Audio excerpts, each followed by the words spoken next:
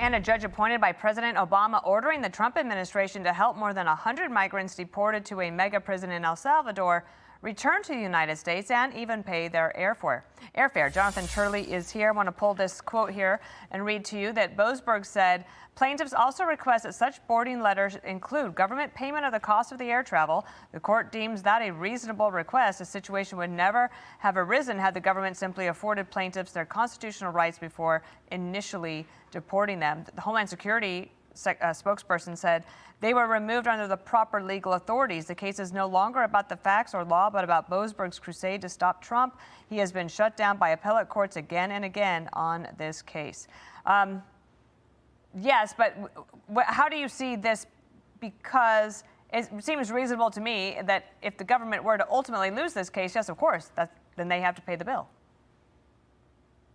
Right, Dana, and I think that it's true that Judge Boasberg has been reversed by Court of Appeals courts, but the Supreme Court has also said that these individuals do have certain due process rights that have to be respected before deportation. The irony is, of course, the Democrats are moving to shut down the government, so I'm not too sure how the reimbursement's going to work when the government itself is shut down, but they may have to hope that the Democrats don't succeed. But there's layers of irony here, because you're not only going to have the U.S. government paying to bring back someone who is here illegally, but they're likely to hold that person because they believe these people are terrorists once they arrive.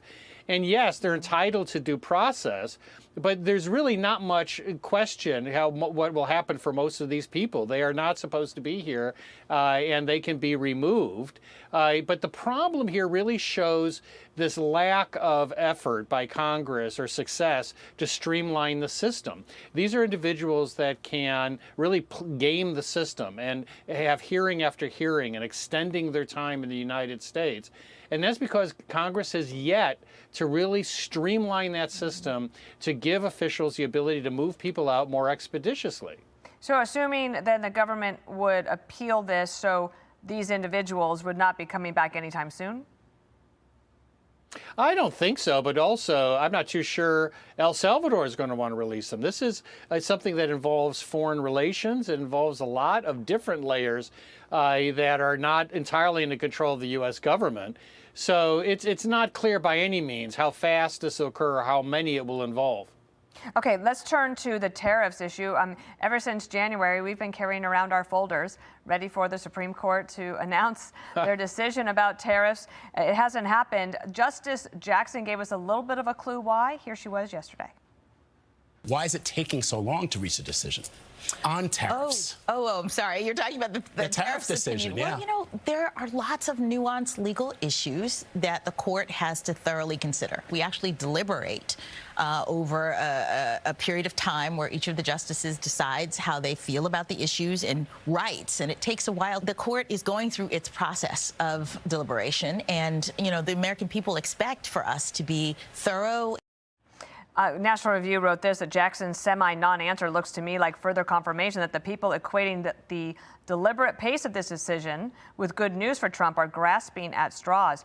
But, Jonathan, even if it is a complicated decision, aside from what would happen if they rule one way or the other, don't they just need to rule on what is the constitutionality? Why is that so complicated? Well, Dana, this is actually the court moving in an expeditious fashion. So, you know, many people view this as a particularly glacial pace given the importance to the country. But I have to say that I always believed that the government was at a disadvantage in this one, that the odds are against them. But the Solicitor General, I thought, did an amazing job in arguing this in front of the Supreme Court.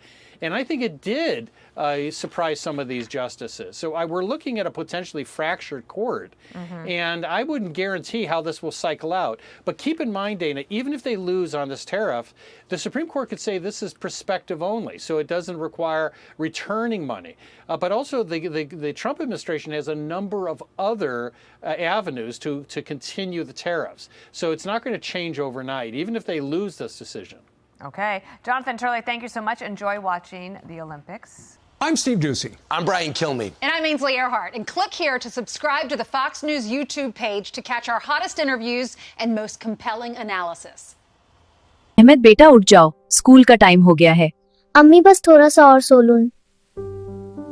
आज assembly भी है, late नहीं होना चाहिए। चलो जल्दी उठो। अब बिल्कुल फ्रेश हो गए हूँ। ये झाग देखो कितनी बबली है, फ्रेश फील कर रहा हूँ। बेटा नाश्ता जरूर किया करो। जी अबू, बिल्कुल। यूनिफॉर्म में बंदा स्मार्ट लगता है। ये सो मच फन। अल्लाह हाफिज बेटा, मेहनत से पढ़ना। अल्लाह हाफिज। आज का दिन अच्छा होगा। हाँ, ये पार्क कितना सुंदर है। तुम्हारे साथ मेरा दिन और भी अच्छा होगा। चलो साथ में आगे बढ़ते हैं। अस्सलाम वालेकुम अहमद। वालेकुम सलाम। सीधा खड़े हो जाओ। जी टीचर। आमीन।